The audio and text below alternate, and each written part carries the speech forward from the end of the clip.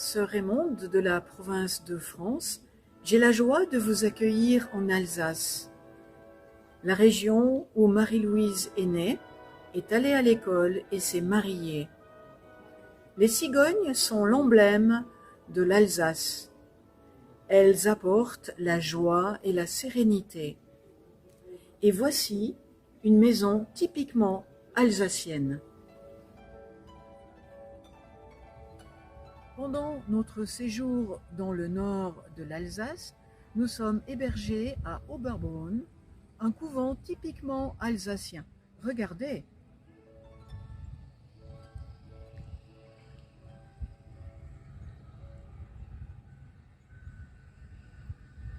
L'Alsace est au cœur de l'Europe, à la frontière entre la France et l'Allemagne. Lorsqu'une guerre éclate, l'Alsace est souvent la première région à être envahie, bombardée ou annexée. En moins de 100 ans, les Alsaciens ont changé 4 fois de nationalité. Ballottés entre l'Allemagne et la France, ils ont subi toutes ces guerres. Ces guerres ont apporté beaucoup de douleur et de destruction. L'histoire tourmentée de l'Alsace a laissé des traces dans la population. Elle a forgé des tempéraments, dont celui de Marie-Louise. Ballottée d'une nationalité à l'autre, Marie-Louise a toujours eu un grand amour pour la France. Pour garder la nationalité française, elle a quitté sa chère Alsace pour Ornans. De sa région natale, elle aimait la beauté des villages, les maisons fleuries. Plus tard, à Issoudun, elle voulait que tout soit beau, propre et simple. Marie-Louise a dû s'adapter à l'occupant allemand. Elle a su le respecter. Cette faculté d'adaptation et son ouverture de cœur ont permis à Mère Marie-Louise d'entrer sans difficulté dans les vues du Père Chevalier. Elle a osé envoyer ses filles à l'autre bout du monde, malgré ses craintes et sa peine. Mère Marie-Louise a été ainsi à l'origine de l'expansion de la congrégation. Now I will present to you the family of Marie-Louise Mestman. This is her family tree, and we begin with her father's side. The Mestman family is Dutch. Marie-Louise's paternal grandfather, Henry Mestman, was born and raised in Amsterdam. He was a confectioner. He married Marie Wilkins in 1806. He died early, 15 years before the birth of Marie-Louise. So Henrik and Maria had a son, Antonius Mestman, who would later become Marie-Louise's father. Antonius became a doctor in the Dutch Navy, and then later he settled in Wissembourg, where he was known as Dr. Antoine Mestman. And now we go to her mother's side. Her maternal grandfather, Francois Ignis Derindinger, was German, who settled in Aganu in 1802. He was born in Akern, Germany. So you will see from the map, no? Akern is about 30 kilometers away from Aganu. He introduced the cultivation of hops in Alsace. For those who do not know hops, here's a photo. They make them into beer. This cultivation improved the revenues of the farmers and made Alsace independent of foreign imports. As a result, the Royal Agricultural Society of Paris awarded him a gold medal in 1846, and the city of Alsace gratefully accorded him French nationality. In 1804, grandfather Francois Ignace married Elizabeth Paul, who was French, and they had 6 children. Their third child, Elizabeth Derindinger, was Marie-Louise's mother. And so, Antoine Mestman married Elizabeth Derindinger in 1836. 1 year after, Marie-Louise was born. The following year, Antoinette, and then 10 years after, Marie. So you see, by blood, Marie-Louise was Dutch, German, and French. By nationality, she was French. Marie-Louise grew up in Wissembourg. As we heard already, her family background was rooted in different European nationalities. Her father, Antoine Mesman, taught Marie-Louise to look further than the borders of her town, province or country. Without any doubt, that must have been very formative for her. Even nowadays, with all our social media, it is tempting to believe that the world begins and ends with our family and friends. However, in your own social circle, people expect you to act and to behave in a certain way, even though it is possible to look at the situation from many different viewpoints.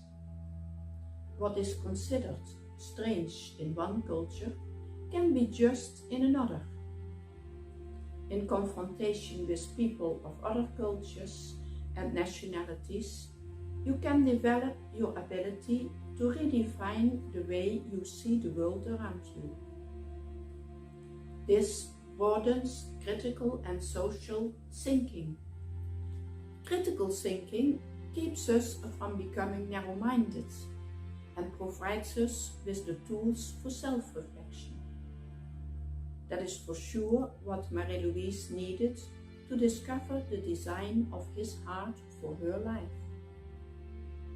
Social thinking and the ability to work together are helpful when taking up a shared mission. That is what Marie-Louise needed to be able to develop and lead our missionary international congregation. May we, from so many different cultures and nations, journey together in her footsteps. May we enrich one another and work together as one congregation to make His loving heart be known everywhere. À quoi ressemblait la vie habituelle de la famille Mesman? Antoine et Elisabeth Mesman, avec leurs 3 filles, vivaient dans une confortable maison à 2 étages à Wissembourg. Leurs soirées d'hiver étaient bien animées par des récits de voyages du père lors de ses navigations en mer de Chine, près des côtes de Java, Sumatra et des Moluques.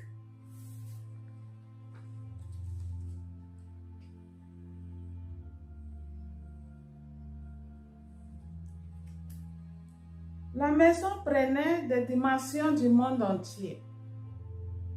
Pendant l'été, la famille Mesman partait en voiture. Ils avaient l'habitude de passer la saison chaude en Allemagne, à Baden-Baden ou à Castan, dans la forêt noire.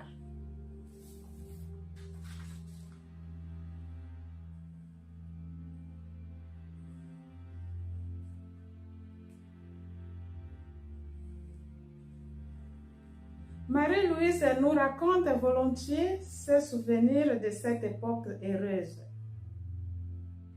Reflecting on the social status of life and lifestyle of Marie-Louise's family, 2 words come to my mind. They are intimacy and faith.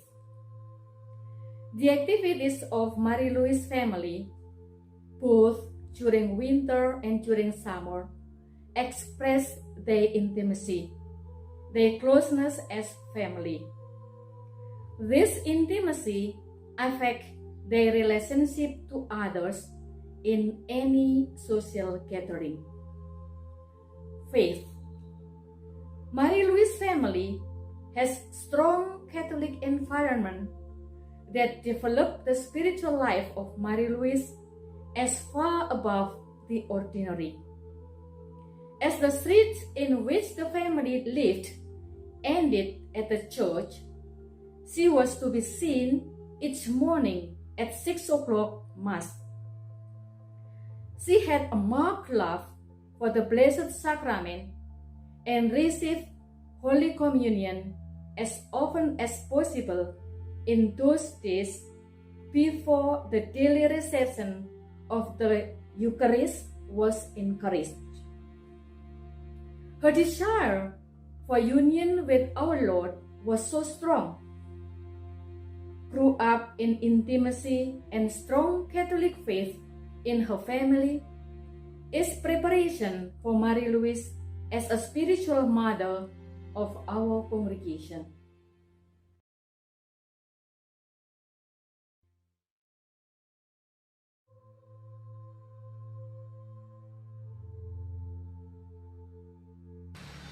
Bienvenue à Wissembourg. Je suis sœur Marie-Christine de la province de France, heureuse de vous accueillir devant cette maison où Antoine et Elisabeth Mestman ont vécu avec leurs 3 enfants dans cette maison confortable de 2 étages, à 10 minutes de l'abbatiale et de l'école. We are here in the very house where Marie-Louise lived. How do I feel? Really privileged and excited to be here.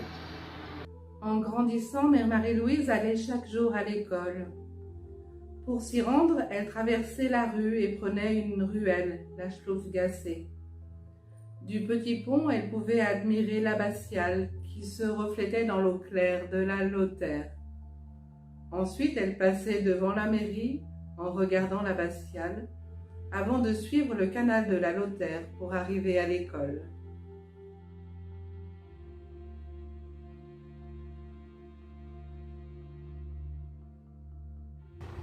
The bilingual school was managed by some ladies from Wissembourg. The students were taught French and German, the 2 languages that are used in the Alsace.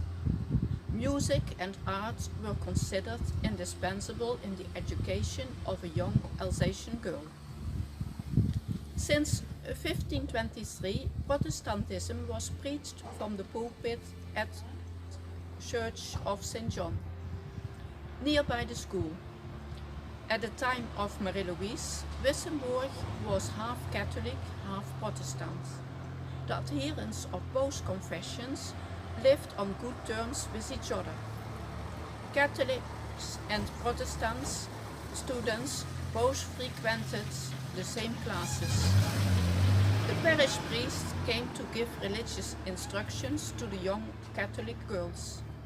This enabled them to stand their ground in confrontation with the Protestants. Sur le mur de l'école, une plaque indique qu'un autre apôtre du Sacré-Cœur a vécu dans cette maison de Wissembourg, Charles de Foucauld. Il dira « Mon apostolat doit être l'apostolat de la bonté. En me voyant, on doit se dire « Puisque cet homme est si bon, sa religion doit être bonne. » En regardant le parcours de la vie de Charles de Foucauld au Maroc, en Algérie et à Nazareth, cela représente pour nous un vrai missionnaire d'espérance pour notre monde d'aujourd'hui où beaucoup désespèrent. Son histoire nous montre aujourd'hui que tout être humain est porteur d'espérance, appelé à la sainteté et au bonheur, quelles que soient ses limites. Sa mission comme chrétien et prêtre était de porter le Christ aux autres et de vivre la fraternité. Nous trouvons un lien entre Charles de Foucauld et notre mère Marie-Louise Hatzer. Ce qui frappe à nos yeux, ce sont leurs identités. Tous deux sont alsaciens. Charles, comme Marie-Louise Hatzer, ont un début d'enfance heureuse, mais qui sera très vite marqué par des deuils familiaux et des épreuves. Ils ont vécu l'expérience de la guerre et des réfugiés. Grâce à leur foi en Dieu et à leur endurance, ils ont su témoigner de l'amour du cœur de Jésus et porter l'espérance là où la vie semblait être éteinte. Qu'allons-nous dire à nos sœurs aînées par rapport à la vie de Charles de Foucauld? À vous, nos sœurs aînées, dans la conclusion de son encyclique Fratelli Tutti, le pape François vous invite à imiter l'exemple de Charles de Foucault qui a su utiliser son temps de solitude du désert pour le bien des pauvres du monde entier. Malgré votre solitude, âge de retraite, votre fatigue, le poids des routines quotidiennes, la fragilité de votre santé, vous êtes encore capable d'intercéder pour les pauvres du monde entier et pour notre congrégation, afin de continuer à témoigner de l'amour du cœur de Jésus sur cette terre. Selon le pape François, vos prières de supplication soutiennent les communautés qui travaillent et luttent sur le terrain de la vie.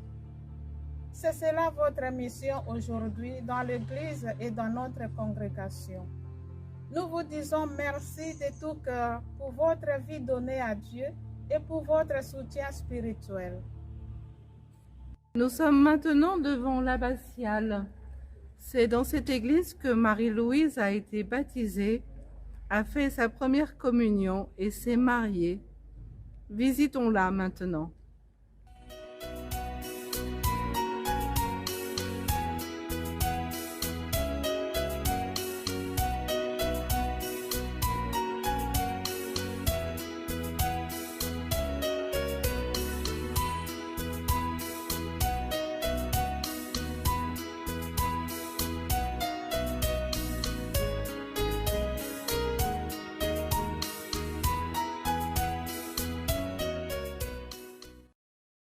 At the time of Marie-Louise, the devotion to the Sacred Heart was very alive. The Sacred Heart was at the top of the list of religious images from the lithography founded in 1832 at Wissembourg by Jean Frederick Wenzel. The devotion to the Sacred Heart found a favorable reception in Wissembourg, familiar with the devotion of the five wounds from the then current Rhino-Flemish mystic tradition.